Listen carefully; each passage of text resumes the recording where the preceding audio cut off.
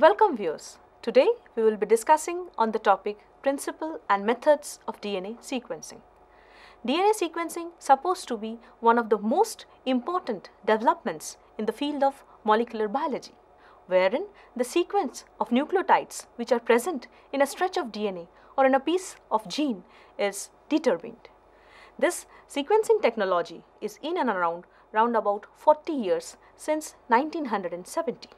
Initially, people used to carry on the sequencing of discrete genes, but from 1990 onwards, the technology has taken a giant leap, and now it has become possible to carry on the sequencing of entire genomes. And now we have got the sequence of entire human genome known to us. So, we are really very indebted to this technology and the scientists who have given rise to the development of DNA sequencing technology. First step will be extraction of DNA. Second will be PCR amplification of the DNA. Third will be gel electrophoresis and separation of the fragments, separation of the nucleotides, followed by bioinformatics study of the sequence that we have acquired from DNA sequencing technology. There are various DNA sequencing methods available in our system. First name that comes in our mind is Maxim Gilbert chemical sequencing. Second is Sanger's chain termination sequencing, which is supposed to be the most important development in the field of DNA sequencing, and this principle is still applicable in the high-end sequencing technologies. Third one will be pyrosequencing, bisulfite sequencing, next generation sequencing, namely 454 technology, and finally the Illumina sequencing. So let's start with Maxim Gilbert sequencing. Walter Gilbert and Maxim were the two brains behind the development of this technology. It is based on the principle that certain chemical compounds are used to chop up the DNA at a specific nucleotide. Say for example, there are certain chemicals that will cleave the DNA at the purine residues, specifically at adenine, or some of them will be cleaving at adenine plus guanine. Moreover, the DNA that was used is radiolabeled at the 5' end using gamma p32 radiolabeled isotope. You can see here that in one set the DNA is cleaved at G. On the other hand, there are certain chemicals that will cleave the DNA after A or G, means all the purines, and the third will be cleaving it at pyrimidines only C and T, and fourth one will be cleaving it at only the cytosine residues. You can see here in the reaction mechanism wherein dimethyl sulfate is used to carry on the methylation of the guanine residues, followed by ring opening in the alkaline conditions and beta elimination in presence of pi-pyrimidine. This reaction is similar to the one which is used for the hydrolysis of pyrimidines. Therein we use hydrazine followed by treatment with pi-pyrimidine to carry on the beta scission of the DNA. You can see here that we have got 4 different lanes. In one lane, we have got all the DNA fragments that got cleaved at guanine. In the second lane, we have got the DNA which got cleaved after G plus A, means all G and A containing DNA. If we compare between two, then we can get hold of the nucleotides wherein adenosine lies. Similarly, the lane gives us T plus C, and another lane gives us an idea about the places where cytosine exists. So, if we compare these last two lanes, then we can get hold of the places wherein actually thymine lies. And in this way, if we read all these 4 sequences and read it from the bottom to the top, then we can get hold of the DNA sequence in the 5' to 3' direction. Next important contribution was done by Fred Sanger. He established the chain termination method of DNA sequencing, wherein the sequencing is done during DNA synthesis by means of termination of DNA synthesis. Herein, he used a specialized nucleotide called DDNTP or dideoxynucleotidyl triphosphate, wherein you can see that in the 2' and 3' position, instead of OH, we have got hydrogen ions. And we all know that during chain elongation of DNA, OH plays a vital role. And if OH is absent in case of dideoxy-NTP, then chain termination will take place. The sequencing reaction basically was done on this very principle that dideoxynucleotidyl triphosphates were used, and whenever they got incorporated in the DNA chain, DNA synthesis stopped. And herein also the radiolabeled primers were used so that the DNA is radiolabeled at the 5' end.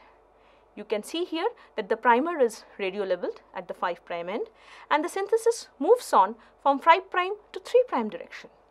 And wherever there is incorporation of dideoxynucleotides, the chain will terminate. So he made 4 different reaction mix. In each tube, there contains all the 4 DNTPs, but one dideoxy DNTP was present, as herein dideoxy ATP is present. So in this tube, all the reactions that will terminate will obviously terminate at adenosine residues. Similarly, in the second tube, as it contains dideoxy CTP, so the chain termination will take place after incorporation of dideoxy CTP. Herein, dideoxy GTP is responsible for termination, and in the fourth tube, wherever DNA terminates, it is dideoxy DTP.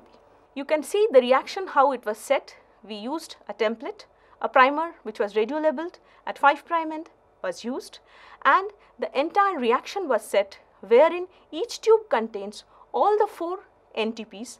In addition, only one variety of dideoxy NTP was added in each of the tubes. And all these 4 reactions were run independently and were separated on a sequencing gel. Therein, we can determine that the first lane contains the DNA ending up at adenosine, second at G, third at T, and fourth one at C.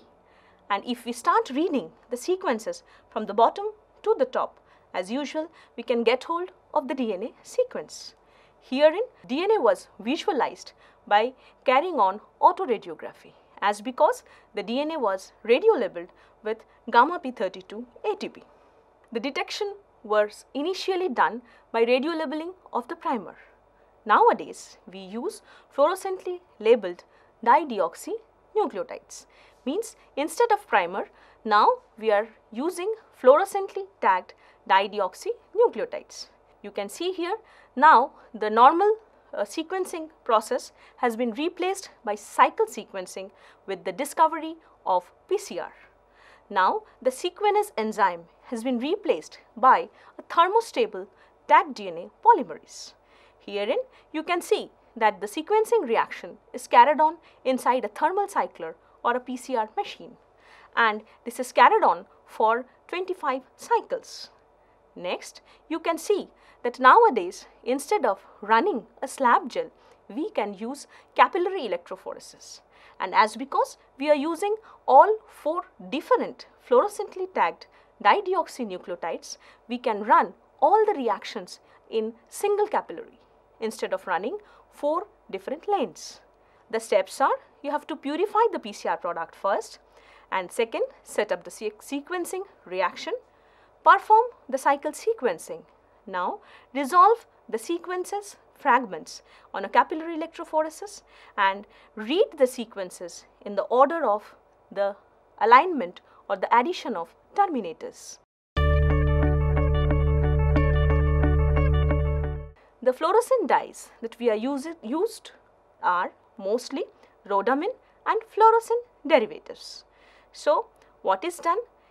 In one case, we can use that the dye primer sequencing, wherein the primer contains fluorescent dye conjugated nucleotides, labeling the sequencing ladder at the 5' end of the chains. On the other hand, in dye terminator sequencing, the fluorescent dye molecules are covalently attached to the dideoxynucleotides. In this way, the dye terminator sequencing is carried on. Herein, you can see that different colors of fluorescent labeled DNA is seen, which can be recorded in the fluorescent recorder, and the reading is done according to their sizes. The DNA ladder is read in the electropherogram. As you can see here, this is how the reading is done, and the final version looks something like this. We are coming to the second generation of sequencing called pyrosequencing. Pyrosequencing is basically carried on to understand the minute differences or variations of the sequences among the similar individuals. Means herein it is done if the sequences are already known, but there are slight variations. To understand, pyrosequencing is carried on. You can see here that it is based on the very principle that during incorporation of DNTP, there is release of a pyrophosphate molecule. And this pyrophosphate molecule then interacts with APS, and in presence of sulfurylase enzyme, it creates a molecule of ATP. And what this ATP does? That this ATP in presence of luciferin and luciferase enzyme gets converted into oxyluciferin that emits light, and this light is then recorded.